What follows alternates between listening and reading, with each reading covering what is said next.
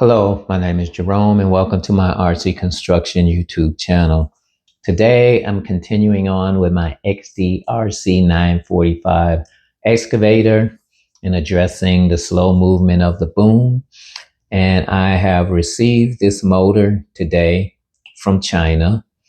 This motor is advertised to be 7 MPa, and the one that originally comes in here is advertised to be 3.5 MPa.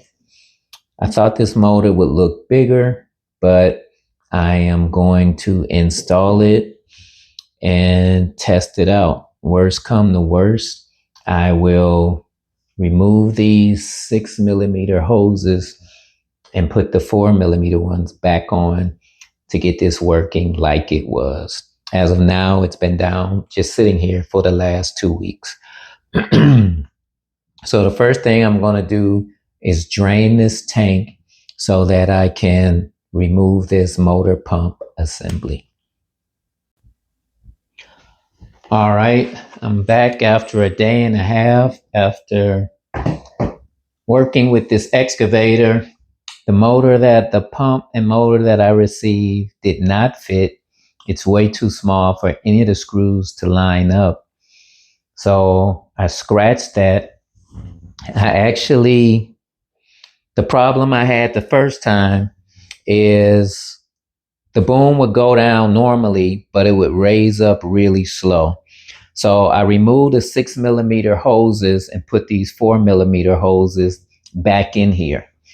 And on this connection valve block in here, when I connected them, I swapped the input and output lines going to these cylinders. And when I did that, the problem I had reversed. The boom went up really quick, but it was going down really slow. And actually, the first time when I put it on, the boom would only go halfway and it would not go any further, which I suspected somehow there was a bunch of air stuck in the system. So I disabled the pump and the transmitter and used the gimbal to open the valve, and manually I push the boom down slowly. After I did that, the boom would go up normally, but it still would go down slowly.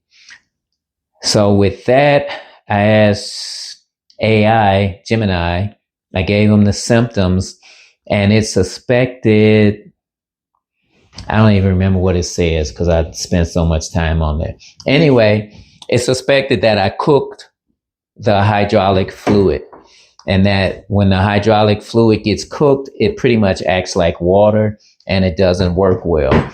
And his explanation was because the boom is the hardest working piece on here, that the stick and the bucket work normally, but the problem was showing up in the boom. So with that, also, I took the top off of here to look at the hydraulic oil. And sometimes the boom worked normally. You in the picture? Yeah. Sometimes the boom worked normally, sometimes it did not.